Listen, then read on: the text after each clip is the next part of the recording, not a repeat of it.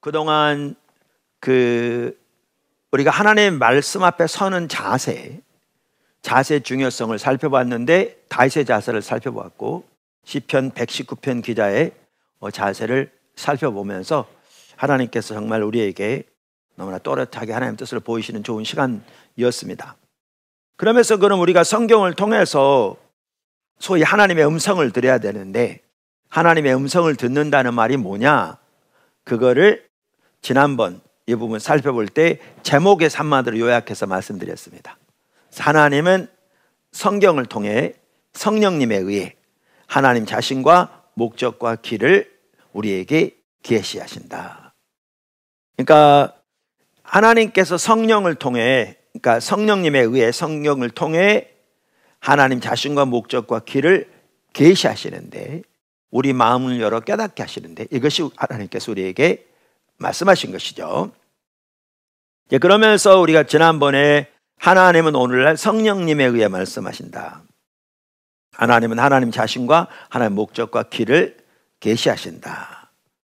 그러면서 그 의미들이 뭔지, 그리고 하나님께서 이렇게 말씀하실 때 우리는 어떻게 해야 되는지, 하나님께서 그러한 것들을 우리에게 보이신 목적이 뭔지 이러한 부분을 살펴보았습니다. 그러면 이제 지난 시간에 이어서 오늘은 세 번째부터 살펴볼 텐데요. 하나님께서 말씀하시는 가장 주된 통로는 성경입니다. 하나님께서 말씀하시는 가장 주된 통로는 성경입니다. 우선 하나님은 다양한 통로를 통해서 우리에게 말씀하십니다. 그러니까 헨리 블랙갑의 목사님만 하더라도 하나님께서 우리에게 말씀하신 통로를 크게 네 가지로 요약해서 설명하고 있거든요. 그러니까 이 네 가지만은 아닌데 네 가지로 요약해서 잘 설명하고 있는 거죠. 그 하나님을 경험하는 삶에 보면 그 네 가지는 말씀, 기도, 환경, 교회입니다. 말씀, 기도, 환경, 교회입니다. 오늘날 많은 분들이 그러잖아요. 설교를 통해서 하나님께서 말씀하신다. 당연히 그렇죠.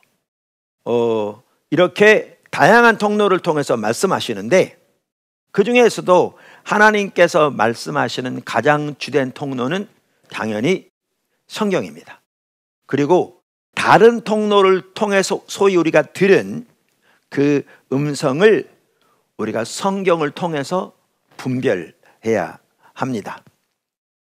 우리는 사도 바울의 삶을 보아도요, 하나님께서 사도 바울에게 다양한 통로를 통해서 말씀하신 것을 볼 수가 있습니다.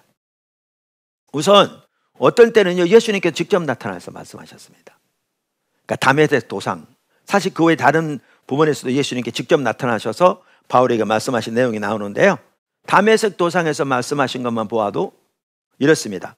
사도행전 26장 13절에서 18절인데요 이것은 나중에 예루살렘에 올라가서 잡히죠. 그래서 유대인들 앞에서 바울이 증언하는 말 중에 나오는 말입니다.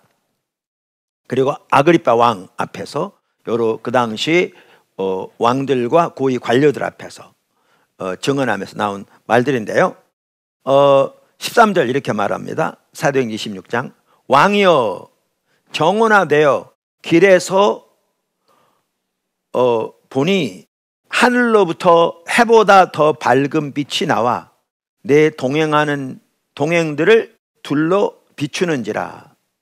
우리가 다 땅에 엎드려지며 내가 소리를 들으니 히브리 말로 이르되 사울아 사울아 내가 어찌하여 나를 박해하느냐. 내 가시체를 헛발질하기에 하기가 내게 고생이니라. 내가 대답하되 주여 누구시니까? 주께서 이르시되 나는 내가 박해하는 예수라. 일어나 너의 발로 서라. 내가 네게 나타난 것을 곧 내가 나를 본 일과 장차 내가 네게 나타낼 일에 너로 종과 증인을 삼으려 함이니 이스라엘과 이방인들에게서 내가 너를 구원하여 그들에게 보내어 그 눈을 뜨게 하여 어둠에서 빛으로 사탄의 권세에서 하나님께로 돌아오게 하고 죄사함과 나를 믿어 거룩하게 된 무리 가운데서 기업을 얻게 하리라 하더이다. 여기 보면 예수님께 직접 나타나 말씀하셨거든요. 사실 그리고 여기에 매우 중요한 부분이 이게 이제 우리가 다음 시간에 제가 설교할 때 살펴보려고 하는데 하나님께서 바울을 그 당시 사울이죠. 사울을 그 부르신 하나님의 비전에 대한 부분을 지금 보이고 계시거든요. 여기에 보시면 이렇게 예수님께 직접 나타나 말씀하셨습니다. 당연히 하나님은 성경을 통해서 사도 바울에게 말씀하셨습니다. 그게 오늘 본문 말씀이잖아요. 본문 말씀이잖아요. 그러니까 사도 바울이 BCD 안디옥에서 유대인들에게 복음을 전하는데 유대인들이 방해하며 받아들이지 않았어요. 그러니까 그들에게 먼저 복음을 전하는 것이 마땅하고 그들이 먼저 구원받는 것이 마땅하지만 그들이 영생을 얻기에 거절하기에 이방인에게로 향한다. 아까 읽은 본문 말씀 읽었잖아요. 그러면서 뭐라고 말하냐면 주께서 우리에게 말씀하셨다. 이렇게 말씀하거든요. 그러면서 이르시되 그랬는데 그 구절이요. 이사야서 49장을 인용한 말이에요. 그 구절이. 그러니까 이걸 보면 뭘 할 수 있냐면 하나님께서 성경을 통해서 그에게 말씀하신 거예요. 성경을 통해서. 명확해요. 이런 부분이 몇 차례 더 있거든요. 성경에 기록된 것만 하더라도. 그러니까 이걸 보면 사도 바울이 성경을 통해서 하나님의 음성을 들은 걸 볼 수 있어요. 다시 말하면 하나님께서 성경을 통해서 그에게 말씀하신 거죠. 하나님 자신과 하나님의 목적과 하나님의 길을 그에게 보이신 거죠. 깨닫게 하신 거죠. 이처럼 하나님은 다양한 통로를 통해서 우리에게 말씀하십니다. 오늘날 우리에게도 그렇죠. 하나님께서 우리에게 말씀하시는 그런데 가장 주된 통로는 성경이고요. 우리가 다시 그걸 바꿔 말하면 하나님께서 하나님 자신과 목적과 길을 우리에게 보이시는 가장 주된 통로가 하나님의 말씀을 통해서라 그 말이기도 합니다. 그리고 성경을 통해서 하나님의 말씀을 듣는 것은 다른 통로를 통해서 하나님의 음성을 들은 것을 시험하고 분별하는 기준이 되기도 합니다. 이와 같이 오늘 큰 세 번째 살펴본 게 뭐였냐면 하나님께서 말씀하시는 가장 주된 통로는 성경이다 라는 걸 살펴봤습니다. 네 번째 하나님께서 성령님에 의해 깨닫게 하신 것이 하나님께서 말씀하신 것입니다. 그러니까 하나님께서 말씀하시는 가장 주된 통로가 성경이라 이렇게 말씀드렸는데 그러면 성경을 통해서 하나님께서 말씀하신다는 말은 뭔가? 이미 지금 말씀드린 것처럼 하나님께서 성령님에 의해 성경을 통해 우리에게 하나님 자신과 목적과 길을 깨닫게 하신 겁니다. 깨닫게 하신 겁니다. 그게 하나님께서 우리에게 말씀하신 겁니다.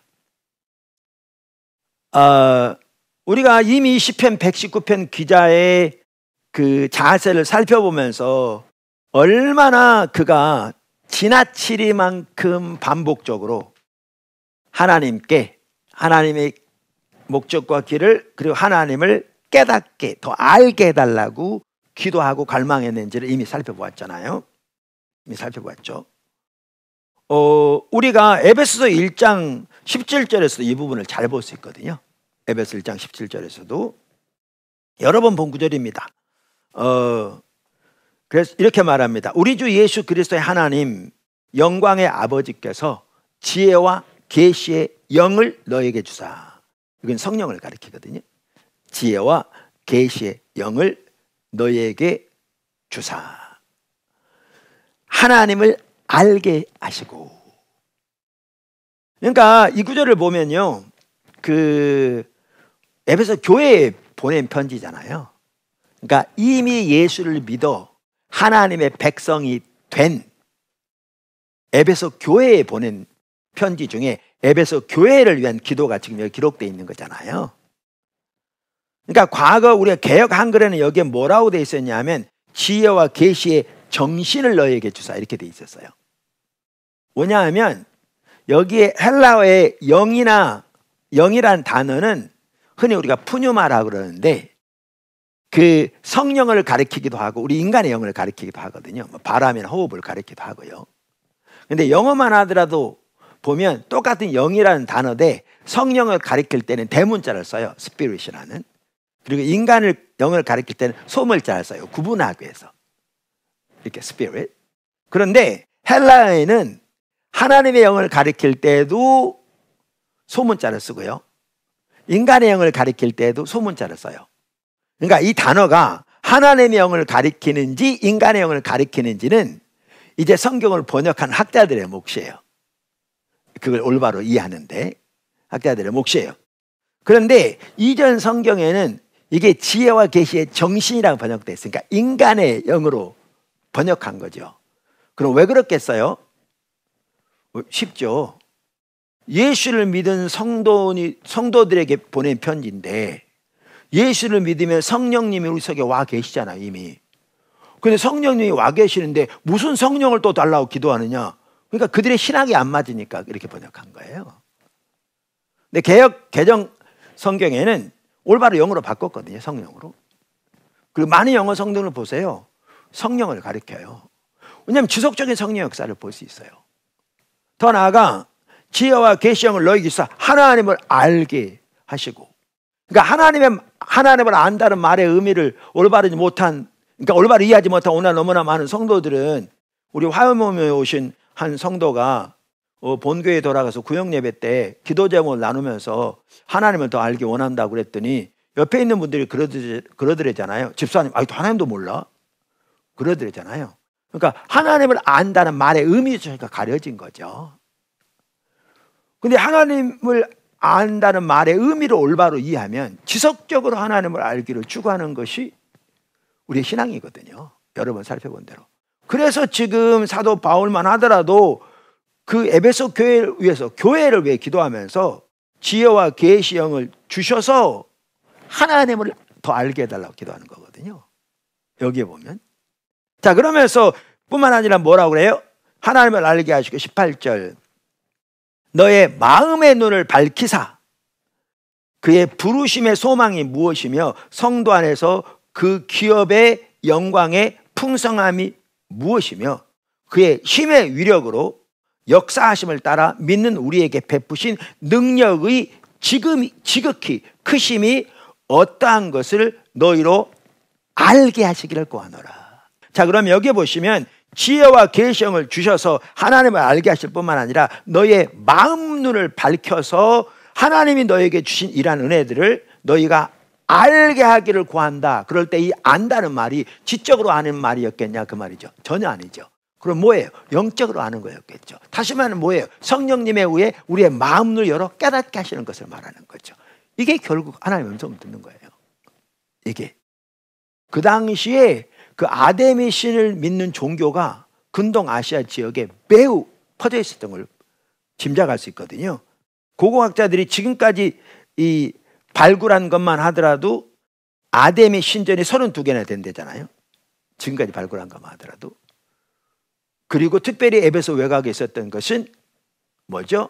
고대 7대 불가사 중에 하나였거든요. 그러니까 도시 전체가 그 우상 숭배로 인해서 경제가 돌아가는 거였죠. 1년 내내 순례객들이 있고 그들에게 편지하는 내용인 거죠. 그들에게. 그러면서 우리는 뭐 영적 전쟁이라 땅 밟게라 그럴 텐데 사도 바울은 그들을 위해 기도하면서 뭐라고 말하고 있어요? 지혜와 계시의 영을 주셔서 하나님을 알게 하실 뿐만 아니라 그들의 마음 눈을 밝혀주셔서 뭐죠? 그들에게 주신 하나님의 은혜가 어떠한 것을 그대로 알게 해달라고 기도하잖아요. 여기 안다는 말은 깨닫는다는 말인 거죠. 그러면서 그들과 함께한 하나님의 능력이 얼마나 큰 것인가를 그들에게 설명하기 위해서 그 당시 사용할 수 있는 온갖 강력한 용어를 다 쓰거든요. 그의 힘의 위력, 역사하심을 따라 능력의 지극히 크심이. 그런데 양이 안 차니까 바로 다음 절부터 보면 그 동일한 능력이 예수님 안에 역사하셔서 죽은 지 사흘 만에 살리셔서 하나님 보좌에 우편을 치사 모든 천사나 사탄의 세력 영적인 세력보다 비교도 안 되는 만큼 뛰어난 하나님 보좌 우편에 앉히시고 모든 만물을 그 발 앞에 무릎 꿇게 하신 그 능력이 지금 너희와 함께한다, 이렇게 말하고 있거든요. 그러니까 제가 여기 이제 조금 더 살펴볼 텐데 이게 이거예요. 아까 제가 뭐라고 말씀드렸냐면 하나님께서 우리에게 말씀하셨다는 것은 하나님께서 성령님에 의해 말씀을 통해 우리에게 깨닫게 하신 것이 말씀하신 거다라는 거거든요. 근데 이 깨닫는 단어가 참 애매해요. 그러니까 우리가 얼마든지 우리 지혜를 가지고 깨달을 수 있거든요. 자, 바리새인들이 성경을 연구하고 묵상하는 것이 그들의 직업이었는데 성경을 읽을 때 깨달음이 전혀 없었겠냐고요. 나름대로 많은 것들을 깨달았겠죠. 어쩌면 그거 나누기도 하고 가르치기도 하고. 그런데 예수님은 요한복음 5장에서 너희가 성경에서 영성을 언제 생각하고 성경을 상고하거니와 성경이 내게 대해 말하는 것이라, 그러면서 뭐라고 그랬냐면 너희는 한 번도 그분의 음성을 듣지 못했다, 이렇게 말하거든요. 그러니까 그렇게 많이 깨달았을 텐데, 그렇게 많이 깨달았어서 본인들은 깨달았다고 생각했을 텐데 예수님은 뭐라고 그러냐면 너희는 성경을 통해서 한 번도 그분의 음성을 듣지 못했다. 그걸 바꿔 말하면 너희는 한 번도 깨닫지 못했다, 이렇게 말하고 있거든요. 그러니까 지금 여기 말씀하시는 것만 하더라도 우리가 성경을 읽으면서 이걸 느낄 수 있는 거예요. 이제 보니까 믿는 성도들에게 함께하는 하나님의 능력이 참으로 놀랍고 크구나. 오늘날 성도들과 함께하는 하나님의 능력이, 그 동일한 능력이 예수님과 함께해서 죽은 지 사흘 만에 죽음 가운데서 부활시키셔서 모든 그 영적 세력까지 포함한 그들보다 비교도 안 되는 만큼 그 높은 하나님 보좌 우편에 앉히시고 그 모든 만물을 그 발 앞에 무릎 꿇게 하신 그 능력이 지금 성도들과 함께 하시구나, 얼마나 깨달을 수 있어요. 이거 하고 지금 사도 바울이 그토록 간절하게 기도하고 있는 것처럼 하나님께서 지혜와 계시의 영을 통해 마음을 열어 이것을 선명하게 깨닫게 하신, 인식하게 하신 거는 완전히 다른 차원이라고요. 이 둘은 다르다고요. 그러니까 그 에베소 지역만 하나 그렇게 우상 숭배가 가득하고 그러니까 영적인 억압이 많았겠죠. 그런 상황에서 이들이 마음을 열어 하나님을 알 뿐만 아니라 더 성령을 통해 마음을 열려 그들에게 계신 하나님의 은혜, 그 중에 지금 설명한 요 은혜만 하더라도 이거를 진실로 깨닫게 되었다면 그들은 그 모든 환경 가운데서도 정말 놀라운 승리의 삶을 살 수 있었을 거거든요. 그러니까 주님이 뭐라고 그러시느냐, 그러니까 사도 바울이 뭐라고 기도하느냐, 이렇게 기도하는 거거든요. 그래서 이게 우리의 인간적인 지혜로 깨닫는 거와 성령께서 마음을 열어 그것을 선명히 깨닫게 하시는, 보게 하시는 동일한 영어를 쓰는데 이게 둘이 근본적으로 다른 거예요. 제가 그러니까 어디까지 어떻게 구별할 수 있는지 어떨 땐 쉽지 않을 때가 있는데 다른 건 분명해서 제가 이 부분을 말하고 있는 거거든요. 그러니까 시편 119편 기자만 하더라도 그렇게 절박하게 부르짖었던 게 그냥 성경 읽으면서 일반적으로 자기 지혜로 깨달을 수 있는 걸 말한 게 아니거든요. 그냥 읽으면 되죠. 이 둘이 완전히 다른 거죠. 보세요. 하나님의 성령께서 마음을 열어 깨닫게 하시는 것은 그냥 일반적인 지혜로 깨닫는 것과 완전히 다릅니다. 그래서 여기 깨닫는다는 말은 지금 에베소 1장도 그렇고 에베소 3장도 그렇고 제가 드는 이해도 그렇고 또 그 시편 110편 기자도 그렇고 사도 바울의 기도도 그렇고 성경에 나온 하나님의 사람들이 그렇게 깨닫게 해달라고 그런 것은 그렇게 하나님께서 성령님에 의해 우리의 마음을 열어 하나님과 하나님의 목적, 하나님의 길을 깨닫게 해주시는 것을 말하는 겁니다. 이게 하나님의 음성 듣는 겁니다. 이게. 그러니까 말씀드린 대로 바리새인들은 나름대로 엄청 많이 깨달았겠죠. 그런데 예수님은 그들에게 너희는 성경을 통해서도 한 번도 하나님의 음성을 듣지 못했다, 이렇게 말하고 있잖아요. 그러니까 이 분명한 이 차이를 우리가 좀 구분할 수 있었으면 좋겠더라고요. 어떨 때는 이게 내가 지혜로 깨닫는지 하나님이 깨닫게 하시는 거지 선명하게 무자르듯이 구분이 안 될 때도 있지만 그러나 이제 주님 안에서 주님과 동행하는 삶에 점점 자라나야 되고요. 이 차이가 분명히 있음을 우리가 기억하는 게 중요할 것 같아요. 앞으로 물론 살펴보겠지만 하나님께 성령을 통해 선명하게 깨닫게 하신 게 아니라도 우리가 성경을 통해서 하나님의 어떤 길들을 발견했다면 하나하나 다 중요합니다. 하나님의 말씀이 우리 발의 등이니까요. 그러나 우리는 더 나아가 하나님과 동행하는 삶을 살되 말씀을 통해서 하나님과 깊은 교제 가운데서 하나님의 음성을 듣는 그 의미를 여태까지 설명하고 있는데 거기에 자라나야 한다는 거죠. 이걸 제가 강조하고 싶은 거죠. 그리고 하나님이 이 자리로 우리 모두를 초대하고 계신다는 거예요. 이 자리로 우리를, 저와 여러분을. 제가 한두 가지 예를 들어볼까요? 이사야서 54장 1절에서 3절입니다. 잉태하지 못하며 출산하지 못한 너는 노래할지어다.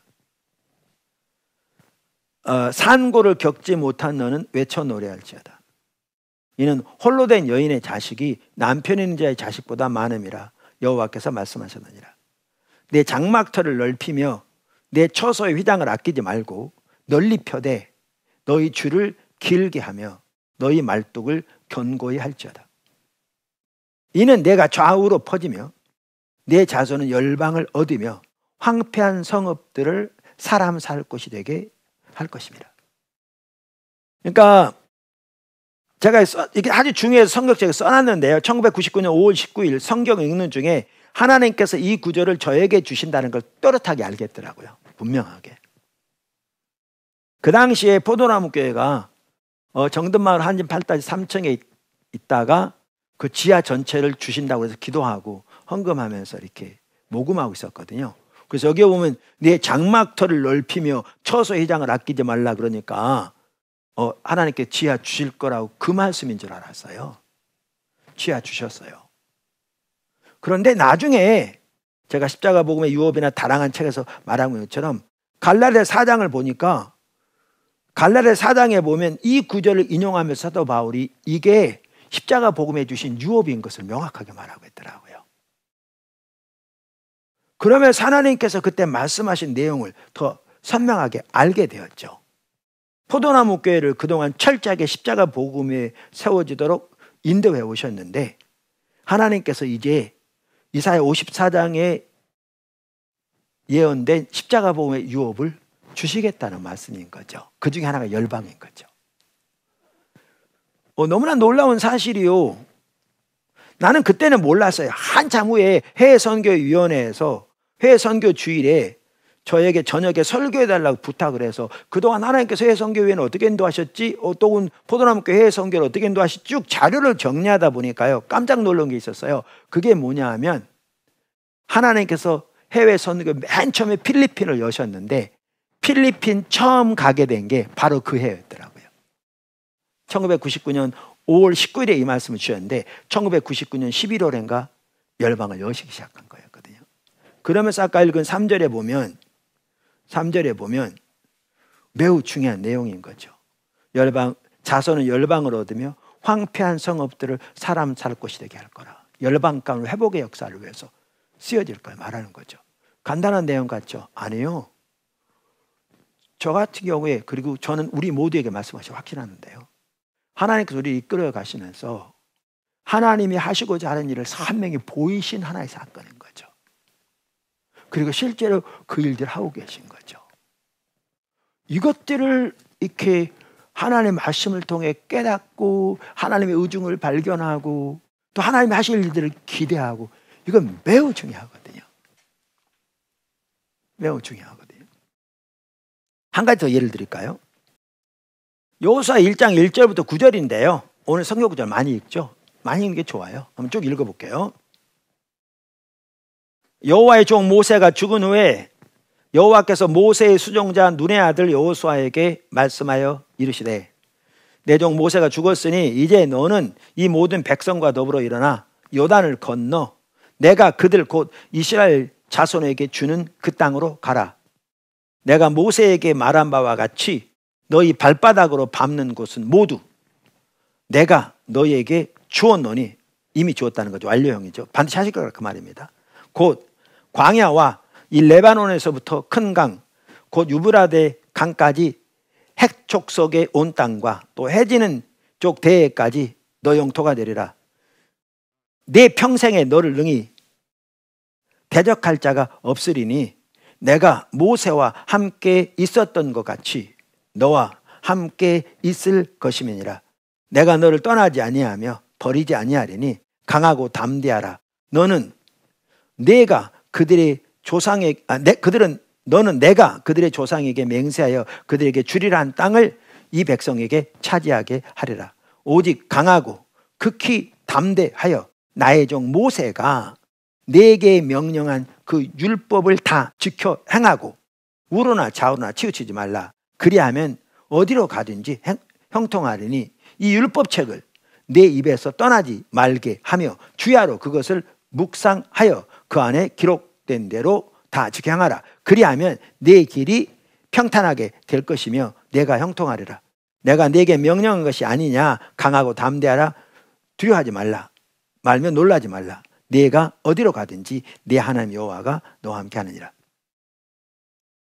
제가 이거 보는데요, 주님이 또렷하게 저에게 주신 걸 알면서 이 몇 가지를 선명하게 보이시더라고요. 제가 부지런히 적었죠. 첫째, 리더는 종이다. 하나님의 종인 거죠. 모세에 대해서 하나님 반복적으로 하나님의 종이라고 말씀하시잖아요. 둘째, 하나님의 일은 하나님 백성을 위하는 것이다. 그러니까 저에게 특별히 잘 인식하라는 거예요. 여기에 유업을 누구에게 주시냐면 하나님이 백성들에게 주세요. 그러니까 하나님의 유업, 하나님의 일은 하나님 백성을 위한 거다. 종은 뭐 하느냐? 그것을 섬기는 거죠. 그렇게 되도록 섬기는 거죠. 그게 리더의 몫인 거죠. 몫인 거죠.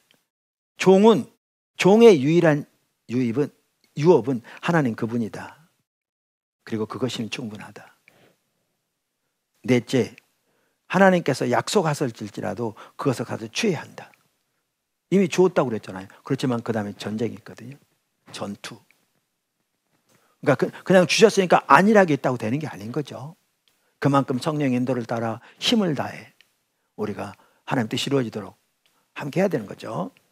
그 다음에 다섯 번째, 그 하나님의 약속을 취하기 위해 나갈 때 환경은 전혀 녹록지 않을 수 있다. 그러니까 뭐 이스라엘 백성들 여호수아를 통해서 간 사건들을 다 아시잖아요. 낙심할 수밖에 없고 또 어떨 때는 실망할 수밖에 없는. 그래서 6번, 그래서 담대함이 필요하다. 담대한 이유는 하나님이 함께 하실 것이기 때문이다. 그래서 7번째, 리더에게 매우 중요한 것, 하나님의 말씀의 묵상, 하나님의 길을 알기 위해 집중적으로 하나님의 얼굴을 구하고 그 하나님의 길로 향하는 것. 이 모든 리더에게 참 중요하거든요. 8번째, 여기에 형통함의 의미, 성공의 의미, 안식의 의미, 샬롬의 의미가 중요하다. 무슨 말이에요? 하나님은 정확하게 하나님께서 여기 말씀하신 말씀대로 다 행하셨고 그것이 여호수아 전체에 나오는 내용이거든요.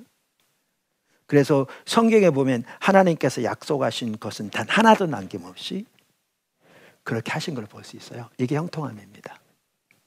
자, 그러면 이래서 중요해요. 기록하는 게. 이 하나님 말씀하신 이건 앞으로 살펴볼 텐데. 예를 들면 저 같은 이건 근데 사실 저에게만 주신 건 아니고요. 우리 모두 리더들이 여러분 한 사람 한 사람이 영적 리더 이런 자세를 갖는 건 매우 중요하다고 생각하는데 가장 먼저 하나님께 저에게 주셨다고 확신해요. 그러면 이거를 기록하고 유념하는 게 중요해요. 그래서 이제 앞으로 살펴볼 때 헨리 블랙갑 목사님도 하나님 말씀하실 때 기록함의 중요성을 강조하거든요. 늘 인식하고 있어야 되거든요. 더 나아가 그 하나님 말씀하신 것에 비추어 어떻게 일하고 계신지를 주시해 보는 게 중요하거든요. 주시해 보는 게 중요합니다. 이와 같이 하나님께서 우리에게 말씀하실 때 너무나 놀라운, 그리고 이제 저 같은 경우는 가끔 나눴듯이 다윗에게 주신 말씀과도 연결되거든요. 그러니까 우리가 여기 나온 것처럼 깨어 주님 인도하신 대로 순종해 가고 여호수아 그랬던 것처럼 제가 앞장서 가면서 여러분 모두가 다 그렇게 그러면 주님이 아까 이사야 54장의 유업이나 그 외의 약속들 여기 보면 반드시 다 이루실 것을 의미하는 거잖아요. 이게 형통함의 의미잖아요. 여호수아 1장을 이렇게 시작하는데 여호수아 전체를 보면 하나님이 말씀하신 그대로 정확하게 다 이루신 걸 볼 수 있잖아요. 하나도 남김없이. 그래서 그렇게 우리가 하나님의 인도를 깨닫고 발견하고 순종해 가는 거거든요. 자, 그러면 여기서도 보아도 알 수 있듯이 이게 우리에게 되어지려면 하나님이 이번 시리즈를 통해서 강조하신 게 뭐냐 하면 우리가 구체적으로 하나님과 실질적으로 동의하는 삶이 돼야 된다는 거예요. 구체적으로 실질적으로 동의하는 삶이 돼야 된다는 거예요. 그러니까 다시 말하면 이것을 아주 잘 볼 수 있는 게 뭐냐면 사도 바울의 예인데요. 사도 바울의 예인데 그 사도 바울의 예 우리가 잘 아는 빌립보서 3장 7절부터 있는 말씀인 거죠. 다시 한번 보시면 이렇게 나오죠. 그러나 무엇이든지 내게 유익하던 것을, 이걸 보면 그 전에 자기의 육신적으로는 뭐 누구보다 떨어질 게 없다 그러면서 그가 이렇게 쭉 얘기한 거잖아요. 그러면서 내가 그리스도를 위하여 다 해로 여길 뿐더러 또한 모든 것을 해로 여김은 내 주 그리스도 예수를 아는 지식이 가장 고상하기 때문이라. 내가 그를 위하여 모든 것을 잃어버리고 배설물로 여김은, 그래서 모든 것을 배설물로 여기고 달려간다 그 말이죠. 근데 뭐 하기 위해서? 그리스도를 얻고 그 안에서 발견되려 함이니 내가 가진 의의는 율법에서 난 것이 아니요 오직 그리스도를 믿음으로 말미암은 것이니 곧 믿음으로 하나님께로부터 난 의라. 그러면서 내가 그리스도와 그 부활의 권능과 그 고난의 참여함을 알고자 하여, 그러니까 지금까지도 그가 알기 위해 달려가는 게 그리스도를 알기 위해 달려갔고요. 우리가 오늘 살펴본 대로 예수님 부활의 권능을 알고 있어요. 이 말은 뭐냐면 아까 깨닫는 것 설명드렸잖아요. 삶에서 그리스도의 부활의 권능을 실제적으로 경험적으로 알기를 추구한 거죠. 그의 삶을 통해 너무나 놀라운 하나님의 역사가 나타났잖아요. 그런데도 지금도 바울은 여전히 그 부활의 능력을, 그리스도의 부활의 능력을 삶에서 경험적으로 실질적으로 더 알기를 위해 달려가는 거죠. 그 다음에 그 고난에 참여함을 알기로 한다. 이 말은 무슨 말이냐면 하나님께서 일하고 계실 때 그 하나님의 일에 동역자로 동참하는 것은 당연히 대가지불 요구되거든요. 그런데 이 대가지불을 기꺼이 치르면서 하나님의 행하심에 동역자로 동참하는 것을 더 알기를 열망하는 거죠. 이게 하나님의 얼굴을 구하는 삶이고요. 이게 지금까지도 그가 그토록 추구하는 거거든요. 다른 모든 것을 배설물로 여기고 뭐죠? 주님을 알기 위해 주 안에 발견들이 달려간다 그러면서 그의 죽으심을 본받아 어떻게 해서든지 죽은 자 가운데서 부활에 이르려 하느니 내가 이미 얻었담도 아니요 온전히 이루었담도 아니라 오직 내가 그리스도 예수께 잡힌 바 된 그것을 잡으려고 달려가노라. 잡힌 바 된 그것을 잡으려고 달려가노라. 형제들아, 나는 아직 내가 잡은 줄로 여기지 아니하고 오직 한 일, 즉 뒤에 있는 것은 잊어버리고 앞에 있는 것을 잡으려고 푯대를 향하여 그래서 예수 안에서 하나님의 위에서 부르신 부름의 상을 위하여 달려가노라. 여기 보시면 이렇게 주님의 얼굴을 구했는데 저는 여기 푯대가 그의 사역을 위한 하나님의 비전이라고 믿습니다. 왜냐하면 부름의 상이라고 그랬고요. 여기에 보시면 로마서 15장에 보면 이제 앞으로 살펴볼 텐데 그가 이렇게 말하거든요. 로마 교회 편지하면서 그의 사역을 소개하는 거죠. 그리스도께서 18절 이방인들을 순종하기 위해서 자기를 통해서 일하는 걸 쭉 나눠요. 그러면서 19절에 예루살렘으로부터 두루 향하여 일루리건까지 복음이 편만하게 증거되게 하셨다는 거죠. 그러면서 자기 소명을 따라 이미 복음이 증거된 건 자기 가지 않았다. 그렇게 말하면서 23절 이제는 이 지방에 일할 곳이 없고 여러 해 전부터 언제든지 서바나로 갈 때 너희에게 가기를 바라고 있었으니, 그러니까 보면 이렇게 복음이 증거되는 중에 소아시아 전체에 그러면서 로마 교회에 가서 그들과 교제할 뿐만 아니라 그들의 파송을 받아 스페인까지 가기 원했죠. 그러니까 그가 주님을 이렇게 추구하는 중에 이방인의 사도로서 복음이 증거되지 않은 곳에 복음을 전하되 그 하나님의 부르심과 하나님의 인도를 따라 그의 사역을 하나님의 비전을 따라 이 모든 소아시아 지역뿐만 아니라 유럽에까지 복음을 전하고자 하는 그 뼈대를 말해요. 그러니까 주님을 알기 위해 달려가면서 주님 얼굴 그야 이 비전이 보이거든요. 달려가면서 그의 사역을 향한 하나님의 비전을 향해 달려가고 있어요. 그리고 로마서 1장에 뭐 그걸 위해 기도하고 있죠. 이게 왜 제가 말씀드린 이유가 뭐냐 하면요, 이렇게 하나님의 부르심 혹은 하나님의 비전을 따라 혹은 하나님의 향하시고 동참하는 이 삶이 우리에게 구체적으로 돼야 돼요. 이 삶을 따라가면서 하나님의 인도를 분별해 순종해 가고, 그리고 그렇게 하나님께서 말씀을 통해서도 우리에게 말씀하실 때 그 하나님의 비전과 인도하심에 비추어 이걸 올바로 이해하고 순종해 갈 수 있는 거죠. 그러면 그렇게 안 하면 어떻게 되느냐? 안 하면 늘 말씀드린 대로, 지난번에도 말씀드린 대로 갈지자가 돼요. 이리 갔다가 이리 갔다가 이리 갔다가 이리 갔다가 이리 갔다, 그러면서 그때만 하나님 갖다 붙여요. 향방 없이 향하는 거죠. 향방 없이. 아, 여러분은 사도 바울처럼 그렇게 또렷하게 하나님의 비전을 보고 지금부터 못 갈 수 있어요. 그리고 이제 나중에 살펴볼 텐데, 교회를 향한 하나님의 비전과 지체로서 각 사람을 향한 하나님의 비전이 연결되어 있거든요. 그 전체적인 하나님의 인도 가운데 이제 각 지체로서 하나님 각 부분에서 인도해 가시는 거거든요.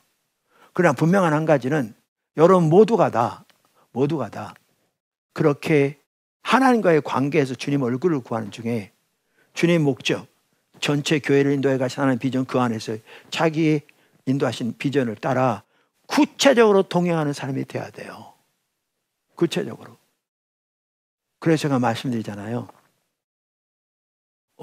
제가 그 젊어서부터 얼마 전에도 얘기했는데 가장 어려운 길로 하나님이 인도하신 것 같은, 그러니까 알고는 못할 길로만 인도하신 것 같더라고요. 제가 처음 미국 갈 때도 그랬고요. 미국에서 독일 갈 때도 그랬고요. 독일에서 다시 미국 들어올 때도 그랬고요. 들어와서 첫 번째 교회를 개척할 때도 그랬고요. 두 번째 교회인 포도나무 교회를 개척할 때도 그랬고요. 알고는 못할 만큼 어려운 길로. 물론 그 당시에는 그게 어렵다고 생각 안 했기 때문에 순종할 수 있었죠. 돌이켜보니까 어려웠었죠. 그러니까 제가 늘 하는 말이 그 말이었어요. 하나님은 나를 가장 어려운 길로만 인도하신다. 그러니까 이제 주변 사람들은 그런 사람도 일부 있었거든요. 죽어가면서 괜히 하나님 갖다 붙인다고. 근데 저는 알거든요. 제가 의도적으로 한 게 아닌 걸 분명히 알거든요.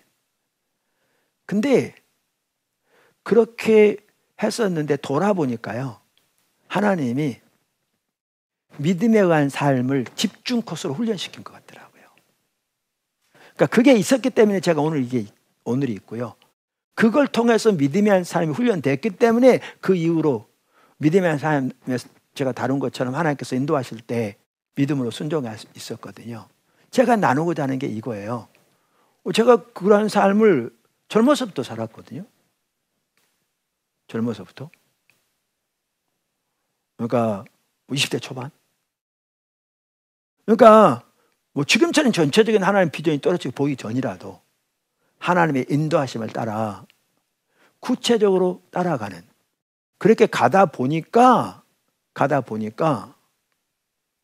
앞이 안 보이는 만큼 어려움을 당하는, 전혀 길이 없는 상황, 이런 하나하나라도 주님과 실질적으로 동행하는 삶이 돼야 어떻게 되느냐, 그래야 그 과정을 통해서 하나님의 길을 배우게 되고, 그 과정을 통해서 빚어지기도 하고, 그 과정을 통해서 하나님을 더 경험하게 되고, 예를 들면 하나님의 길에 자라나게 되고, 이게 되는 거죠. 근데 오늘날 너무나 많은 사람들은 구체적으로 실질적으로 하나님과 동행하는 사람이 없는 거예요. 그냥 교회만 왔다 갔다 하고, 몇 가지 전통적으로 내려놓은 그 당시에 팽배한 신앙관을 따라 몇 가지 종교적 의식하면 그 신앙인 걸로 알고, 그러면서 성경을 통해서 하나님의 음성을 듣는다, 혹은 성경을 통해서 하나님과 동행하는 삶을 산다? 전혀 아닌 거죠. 아닌 거죠. 그러다 보니까 뭐 성경을 때로는 규태하면서도 뭐 이 감동 주었다, 저 감동 주었다 하지만 너무나 자의적이고 자기 만족을 위한 것이고, 실제적으로 하나님과 하나님의 길을 따라 동행하는 사람은 전혀 함께하지 않는 경우가 매우 많은 거죠. 그래서 하나님께서 모든 성도들에게 집중적으로, 아까 제가 다윗의 예도 들었잖아요. 우리가 선교적 삶을 통해 일터 사역에서 우리의 삶 현장에서 그렇게 주와 동행하려면 다윗이 경험했던 것처럼 그는 왕으로서 그렇게 산 거잖아요. 그렇게 동행하는 사람이 돼야 가능하거든요. 그래야 가능하거든요. 그래서 그렇게 동행하는 자리로 저와 여러분이 더 서길 바라고 포도나무교회 모든 지체들 다 한 명도 빠짐없이 그렇게 설 수 있기를 주님으로 축원합니다.